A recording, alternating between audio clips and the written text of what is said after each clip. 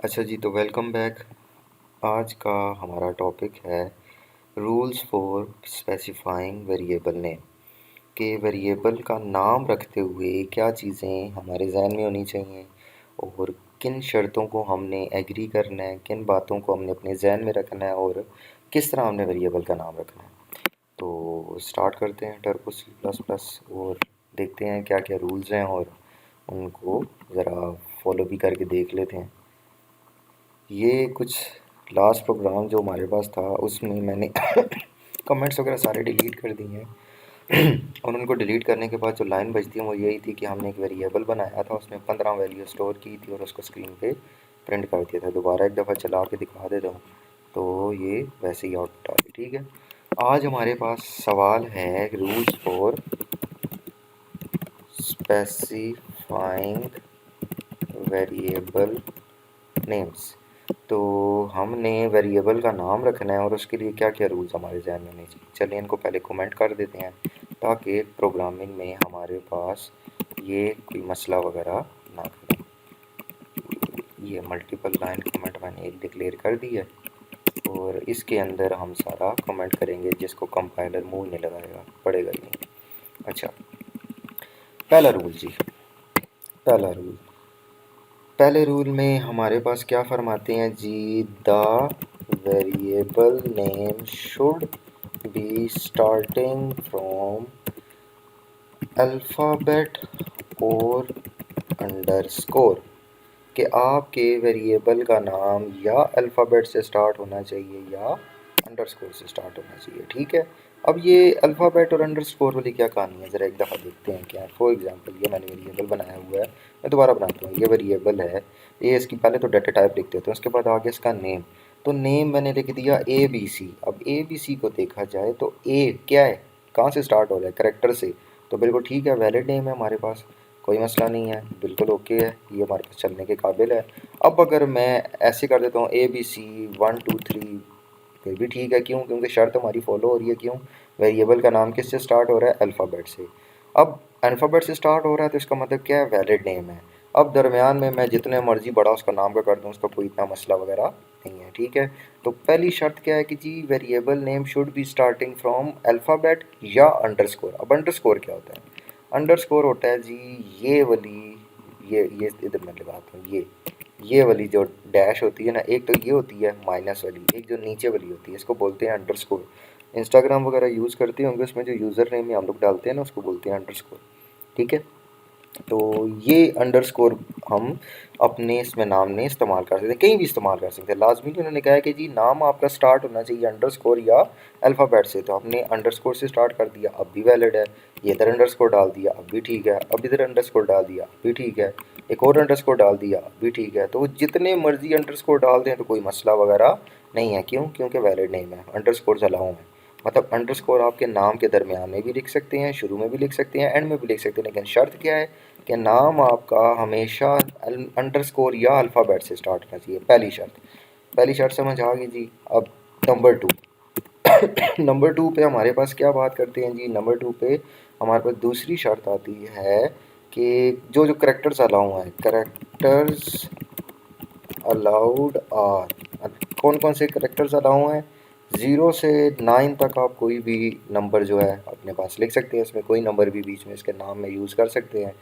Alphabet A से Z तक कोई भी रख सकते हैं और बड़ी ABC भी हम जो भी रखना चाहें रख सकते हैं, और अंडरस्कोर भी कहीं पे भी हम लोग क्या कर सकते हैं, यूज़ कर सकते हैं। तो कैसे कर सकते हैं ये ज़रा देखते हैं इसको एक दफ़ा। अब इसके नाम में हमने फॉर एग्ज़ाम्पल मैंने नाम लिख दिया ABC, या फॉर एग्ज़ाम्पल हमने एक वेरिएबल बनाया, मैं कहता हूँ फर्स्ट वेरिएबल, मैंने पूरा बना दिया फर्स्ट वेरिएबल। अब फर्स्ट वेरिएबल में इतना बड़ा हमारा वेरिएबल का नाम बन गया, उसके अंदर वैल्यू क्या पड़ी हुई है, 15। डब्बे का नाम है फर्स्ट वेरिएबल और उसके अंदर वैल्यू पड़ी हुई है 15। अब इसके अंदर उन्होंने कहा है कि आप नाम रखते हुए 0 से 9 तक कोई भी करेक्टर लिख सकते हैं। मैंने लिख दिया यहाँ पे 0, मैंने यहाँ पे लिख दिया 10। ठीक है, ओके, कोई मसला नहीं। लेकिन अब अगर मैं 10 को स्टार्ट पे लिखता हूँ, मतलब इसके स्टार्ट पे 10 लिख देता हूँ, ये रेड भी हो गया, एरर भी आ गया। क्यों आ गया? क्यों? पहली शर्त में क्या फरमाया था उन्होंने कि नाम आपका हमेशा अल्फ़ाबेट या अंडरस्कोर से स्टार्ट होना चाहिए। तो ये हमारा नंबर से स्टार्ट हो रहा है, इसका मतलब क्या है कि ये गलती है। तो इस गलती को हम सुधारने का वक्त आ गया, तो ये सुधार ली गलती हमने। तो कुछ गलतियां हैं जो सुधारी जा सकती हैं, तो सुधार ली हमने। तो अच्छा, अब इसके बाद अब उन्होंने कहा है जी नंबर्स हम यूज़ कर सकते हैं, करेक्टर ए से जेड तक छोटे भी यूज़ कर सकते हैं, बड़े भी। अब मैंने वेरिएबल का मैं वी बड़ा कर देता हूँ ताकि थोड़ा पता चले ना, ये फर्स्ट अलग है, वेरिएबल अलग है, लेकिन साथ जोड़ के लिखे हुए हैं हमने, ठीक है। तो ये वेरिएबल का नाम हमारे पास वैलिड है, ओके है, कोई मसला नहीं है इसमें भी। क्यों? क्योंकि हमारे पास इसमें जो करेक्टर्स अलाउ हैं, मैं चलो इसको लिख देता हूँ 9876, ये लिख दिया बीच में। अब ये क्या हो गया, अब करेक्टर जो अलाउ है वो सारे हम यूज़ कर सकते हैं, मतलब 0 से 9 तक अल्फ़ाबेट कोई भी यूज़ कर सकते हैं। 0 से 9 का मतलब ये नहीं है 0 से लेकर 9 तक काउंटिंग, आप 10 लिखे ही ना। 10 का मतलब ये है कि मतलब कोई भी आप इसमें नंबर यूज़ कर सकते हैं, बेशक 0 1 2 या इनका कॉम्बिनेशन कोई भी आप इसमें रख सकते हैं, ठीक हो गया। तो और तीसरा रूल, अब दूसरा रूल ओके हो गया, तीसरे रूल पे जाते हैं ज़रा। तीसरा रूल क्या कहता है? तीसरा रूल हमारे पास कहता है कि lower case letters are different from upper case letters, कि आपके लोअर केस लेटर और अपर केस लेटर एक दूसरे से क्या है, अलग है। फॉर एग्ज़ाम्पल, अब अगर मैंने एक वेरिएबल बना दिया ए बी सी नाम का, ठीक है, और एक और वेरिएबल बनाता हूँ ए बी सी नाम का, तो ये दोनों बराबर नहीं है, कभी भी बराबर नहीं हो सकते। क्यों नहीं बराबर हो सकता? ये छोटी ए बी सी है, ये बड़ी ए बी सी, क्योंकि हमें तो पता है ए बी सी होती है, लेकिन कंपाइलर को नहीं पता। कंपाइलर के लिए छोटा ए अलग है, बड़ा ए अलग है, छोटा बी अलग है, बड़ा बी अलग है। तो उसके लिए ये दोनों वेरिएबल भी क्या हो जाएंगे, डिफरेंट हो जाएंगे। तो इसका मतलब क्या है कि अगर आपने कहीं पे छोटा ए बी सी लिखा हुआ है, कहीं पे बड़ा ए बी सी लिखा हुआ है, तो ये दोनों एक दूसरे से क्या है, डिफरेंट नेम है। या फॉर एग्जांपल अगर मैं ऐसे भी लिख देता हूँ, अब भी डिफरेंट है, क्योंकि इसमें ए बड़ा है, वहाँ पर ए छोटा है। अब इसमें अगर मैं ऐसे लिख देता हूँ ए बी और सी, अब भी ये क्या है, दोनों एक दूसरे से क्या है, डिफरेंट है। तो इसका मतलब क्या हो गया कि हमारे पास छोटी अल्फ़ाबेट और बड़े अल्फ़ाबेट एक दूसरे से क्या होते हैं, डिफरेंट होते हैं।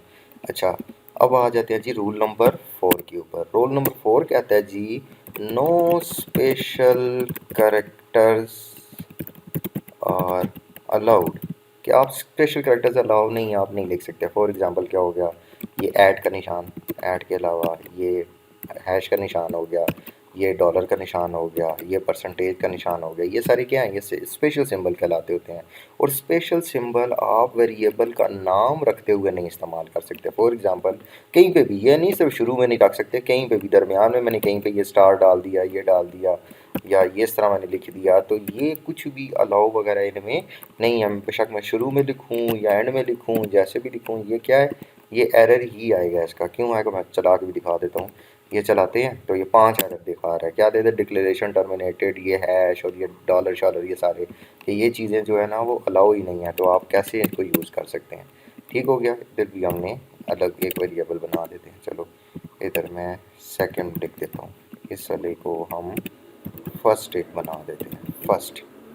अच्छा, चौथा रूल भी समझ आ गया। चौथे रूल के बाद है जी पांचवा रूल। पांचवें रूल में कहते हैं no blank spaces are allowed, कि ब्लैंक स्पेसेस आपके पास अलाउड नहीं है नाम रखते हुए, मतलब आप नाम के दरमियान स्पेस नहीं रख सकते। फॉर एग्जांपल अब ये मैंने फर्स्ट नाम लिखा हुआ है ना, अब इसको अगर मैं कंपाइल करता हूँ, दो एरर हैं, कौन से एरर हैं, अनडिफाइंड एक्सेस। अच्छा, ये मतलब मैंने इस नाम का कोई फंक्शन बनाया ही नहीं है, तो उसको मैं रन कैसे कर सकता हूँ। अच्छा, अब मैंने इसको चलाया, दो वार्निंग आ गई हैं। वार्निंग क्या आई है कि जी फर्स्ट और सेकंड को आपने वैल्यू तो असाइन किया, लेकिन उनको कहीं इस्तेमाल नहीं किया, मतलब कोई मसला नहीं है, वार्निंग दे रहा है बस कि जी आपने एम ही बना के दे दिए हैं, डब्बे बनाकर एम मेमोरी फुल कर दिया है, उसका इस्तेमाल कर ही नहीं रहे, करेंगे आगे जाके इस्तेमाल करेंगे। अच्छा खैर, ये चीज़ समझ आ गई। लेकिन रूल है जी ब्लैंक स्पेसेस अलाउ नहीं है। ब्लैंक स्पेस मतलब ये फर्स्ट और इसके दरमियान अगर मैं स्पेस डाल देता हूँ, अब क्या होगा, एरर आ गया। क्या एरर आ गया, डिक्लेरेशन सिंटेक्स एरर, कि ये चीज़ अलाउ ही नहीं है जो आपके पुट्ठा काम कर रहे हैं, ठीक है। तो अब इसके इस तरह आप नहीं कर सकते। जिस तरह मेरे पास अगर मैं लिखता हूँ ना पूरा नाम, जो फर्स्ट वेरिएबल, एक मैंने एक डब्बे का नाम रख दिया फर्स्ट वेरिएबल, अब इसको मैंने ऐसे लिख दिया, अगर थोड़ी सी स्पेस डाल के लिख दिया, अब चलाऊँगा, फिर एरर आ गया। क्यों? क्योंकि स्पेस इनके दरमियान अलाउ नहीं है। हाँ, इसका हल क्या है, हम इनके दरमियान अंडरस्कोर डाल सकते हैं, आपस में जुड़ गए हैं, तो अब अलग अलग विजिबल भी होंगे, पता भी चल रहा है फर्स्ट वेरिएबल, पढ़ने में भी थोड़ी सी आसानी होगी है, ठीक है। इसको स्नेक नोटेशन बोलते होते हैं। खैर मैं आगे जाके ये समझाता हूँ सारी। ठीक हो गया। अब मैं इसे चलाऊँगा, कोई एरर नहीं है लेकिन वार्निंग है। वार्निंग क्या है कि इसको कहीं इस्तेमाल नहीं कर रहे, आगे जाके करेंगे इस्तेमाल। ठीक है, ब्लैंक स्पेसेस वाला भी हो गया। नेक्स्ट हमारे पास आ गया कि नेक्स्ट हमारे पास क्या रूल आ सकता है जी, हमारे पास ब्लैंक स्पेसेस भी हो गया। हाँ, no reserve words are allowed, के रिजर्व वर्ड्स आपको अलाउ नहीं है। रिजर्व वर्ड मतलब कि जिस तरह फॉर एग्जांपल हम कहीं खाना शाना खाने जाते हैं, वहाँ पे एक टेबल हमें मिलता है जो रिजर्व होता है, जिसके ऊपर रिजर्व वाला डब्बा लगा हुआ होता है, एक बॉक्स सा पड़ा हुआ होता है, उसके ऊपर लिखा होता है रिजर्व या स्टिकर लगा हुआ होता है। तो इसका क्या मतलब है, किसी और बंदे ने इसको रिजर्व किया हुआ है अपने बैठने के लिए या अपनी फैमिली के लिए, तो आप उस टेबल पर नहीं बैठ सकते सर्विंग के लिए। तो तो वो आपको अलाउ नहीं है। इसी तरह ये भी सी प्लस प्लस के अंदर भी कुछ ऐसे अल्फाज हैं जिनका कोई ख़ास मतलब है, जो किसी काम के लिए पहले से रिज़र्व करके रख दिए गए हैं, आप उनको वेरिएबल के नाम में इस्तेमाल नहीं कर सकते। जिस तरह वो कुछ रिज़र्व वर्ड की मैं इधर एग्जांपल देता हूँ, जिस तरह ये देखें, ये iostream.h, इसका एक ख़ास मतलब है। क्या मतलब है कि ये हेडर फाइल है जिसके अंदर कोई डाटा पड़ा हुआ है। ये इंक्लूड, इसका एक ख़ास मतलब है। क्या मतलब है कि ये हेडर फाइल को इंक्लूड करने के लिए इस्तेमाल होता है। अगर हेडर फाइल हमने कोई डालनी है प्रोग्राम में तो उसको ऐड करने के लिए इस्तेमाल होता है।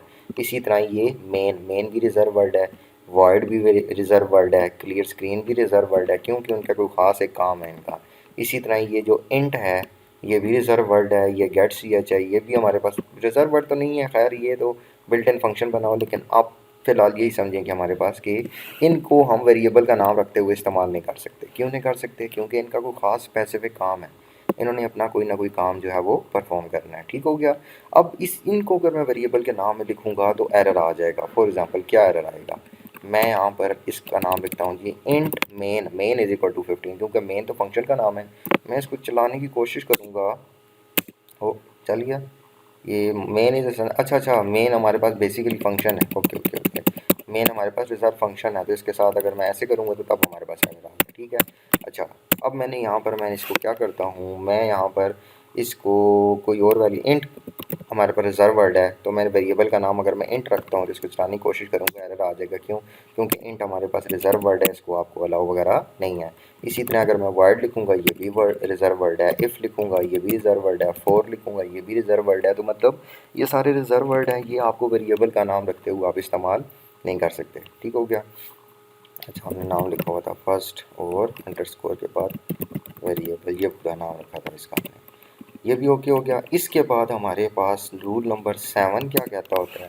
रूल नंबर 7 हमारे पास कहता है कि जी you can use any notation for naming a variable, कि आप कोई भी नोटेशन यूज़ कर सकते हैं। एक कैमल होती है, कैमल के अलावा हमारे पास एक स्नेक होती है, और एक हमारे पास नॉर्मल नोटेशन जो हम लोग इस्तेमाल करते होते हैं, जिसको हम नॉर्मल अपना मतलब हम नॉर्मली जिसको इस्तेमाल करते होते हैं। फॉर एग्ज़ाम्पल मैं बताता हूँ। अब ये हमारे पास आ गया। अब फॉर एग्ज़ाम्पल मैंने नाम लिखना है, फर्स्ट वेरिएबल इसका रखना है। फर्स्ट वेरिएबल को मैं कैसे लिख सकता हूँ, एक ये फर्स्ट नो फर्स्ट नोटेशन कह रहा हूँ, फर्स्ट वेरिएबल। ठीक है, फर्स्ट वेरिएबल का ये पहले वाले लफ्ज़ का हमेशा पहला character, first variable declaration. For example ये मैंने पूरे वेरिएबल का नाम रख दिया था ना, लंबा सा। ठीक है, तो इसको हमने लिखने का तरीका क्या किया, पहले वर्ड का पहला वर्ड सारा छोटा, दूसरे वर्ड का पहला करैक्टर बड़ा, तीसरे वर्ड का पहला करैक्टर, मतलब उसके बाद जितने करैक्टर वर्ड आते जाएंगे उनका पहला करैक्टर बड़ा रखा करेंगे। तो इसको हम बोलते हैं कैमल नोटेशन। कैमल नोटेशन से याद रखें, वो जिस तरह उसके ऊपर एक वो ऊपर उसकी कमर सी आई होती है ऊपर की तरफ, तो वो कैमल की उस मुताबिक ना, मतलब एक ऊपर ढलान सी आ जाती है उसकी, तो उस मुताबिक उन्होंने कैमल नोटेशन का इसका नाम दिया हुआ। अच्छा, यही काम अब हम दूसरे तरीके से भी कर सकते हैं। स्नेक नोटेशन से क्या होते हैं, स्नेक हर जगह आपको पाए जाते हैं, हर जगह मिल जाते हैं, यूनिवर्सिटी में, कॉलेज में, दोस्तों में, फ्रेंड सर्कल में, यहाँ भी मिल जाएंगे, यहाँ पे भी हैं। तो इधर स्नेक नोटेशन क्या करती है कि ऐसे ये इस तरीके का ये डिक्लेरेशन। ठीक है, तो अब ये इस तरह लिखेंगे ना, तो ये नोटेशन जो हमारे पास लिखने का तरीका है ना, इसको बोलेंगे स्नेक नोटेशन। ठीक हो गया। स्नेक नोटेशन हमारे पास जो होती है, ये भी कुछ लोग इस्तेमाल करते होते हैं, लेकिन मैं पर्सनली जो हूँ मतलब ये इसको अवॉइड ही करता हूँ। ठीक है, और नॉर्मली लोग इस तरह करते होते हैं, फर्स्ट वेरिएबल डिक्लेरेशन, ये भी एक तरीकाकार है जिसमें हर लफ्ज़ का पहला लफ्ज़ हम क्या कर देते हैं, पहला करेक्टर हम लोग बड़ा कर देते हैं, ठीक है। इसका नॉर्मल नोटेशन करते हैं जिसमें नॉर्मल लोग इस्तेमाल करते हैं। इसको कोई और लफ्ज़ भी होता है वो मेरे जहन में भी नहीं है, मेरा स्लिप आउट हो गया, जब दोबारा जहन में आया तो मैं बता दूंगा। तो खैर इतना बड़ा वेरिएबल का नाम हम रखते तो नहीं है, लेकिन ये सिर्फ एक बताने का तरीकाकार है कि इस तरह भी आप लोग कर सकते हैं। तो हमने एक वेरिएबल बना दिया फर्स्ट और एक बना दिया सेकंड। अब इनको हम लोग इस्तेमाल भी करें, रूल्स हमारे पास टोटल यही थे जी। अब इन रूल्स के मुताबिक हम वेरिएबल का नाम रख सकते हैं, ठीक है। अब इनको आउटपुट करते हैं। आउटपुट करने के लिए हमने पढ़ा था कि हमने किसी की वैल्यू को प्रिंट करना हो तो हम इन्वर्टेड कॉमास के बगैर लिखते होते हैं। तो वेरिएबल का नाम हमने क्या रखा था फर्स्ट, और फर्स्ट वाले को हमने क्या कर दिया, आउटपुट करा दिया। इसको कंपाइल किया, कोई एरर नहीं है। इसको रन करेंगे, और इसको रन करेंगे अभी, और ये एक वार्निंग के साथ चल रहा है कि आपने 15 मतलब सेकंड नाम का आपने जो वेरिएबल बनाया उसको आपने इस्तेमाल नहीं किया। पहले फर्स्ट वाले को भी एरर दे रहा था, ओ वार्निंग दे रहा था कि उसको इस्तेमाल किया। अब फर्स्ट वाले को इस्तेमाल कर लिया तो सेकंड का भी कह रहा है। चलो सेकंड वाले को भी इस्तेमाल कर लेते हैं। सेकंड वाले को भी हमने क्या कर दिया, सी आउट कर दिया, स्क्रीन के ऊपर प्रिंट कर दिया। इसको प्रिंट करते हैं तो वार्निंग शार्निंग चली गई, ये आ गया 1510। 1510 क्यों आ गया? अच्छा, फर्स्ट की वैल्यू है 15 और सेकंड की वैल्यू है 10। अच्छा, मैंने तो अलग अलग लाइन में प्रिंट किया हुआ है, इसको एक लाइन में प्रिंट किया है, इसको अलग लाइन में प्रिंट किया है। तो दोनों को इकट्ठा उसने क्यों प्रिंट कर दिया? पहले फर्स्ट की वैल्यू जो 15 है और जो सेकंड की वैल्यू जो 10 है, दोनों को इसने इकट्ठा क्यों कंबाइन कर दिया है? ये दोबारा देखते हैं जरा।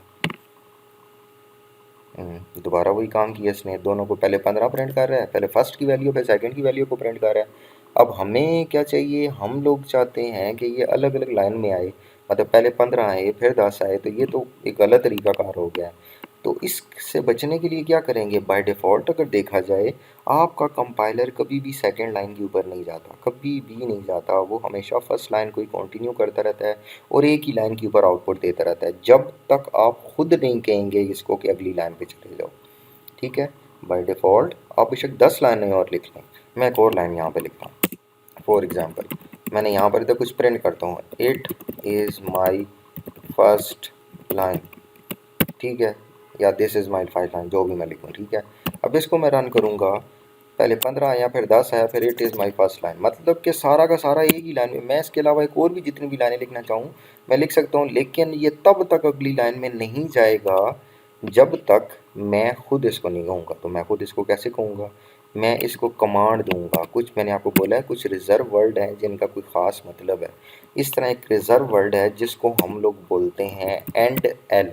एंड एल का मतलब होता है एंड लाइन, कि लाइन को क्या करो, एंड करो। अब लाइन को एंड करके अगर इसको मैं ऐसे चलाऊँगा तो ये हमारे पास कोई फ़र्क नहीं पड़ रहा। क्यों नहीं पड़ रहा? क्योंकि लाइन तो एंड हो रही है, लेकिन कहाँ हमने एंड करनी है, यहाँ पे कंसोल पे एंड करनी है। हमने कंसोल पे एंड करनी है लाइन, कंपाइलर को तो नहीं करने लाइन एंड करानी है हमने। हमने कंसोल पे लाइन एंड करनी है, मतलब फर्स्ट और सेकंड के दरमियान हमने लाइन को क्या करना है, एंड करना है कंसोल पे। तो मैंने सी आउट में कंसोल के ऊपर जैसे मैंने पहली आउटपुट दी थी, फर्स्ट मैंने प्रिंट किया, उसी तरह ही पे मैंने सी आउट के ऊपर मैंने क्या किया, एंड एल मैंने प्रिंट कर किया।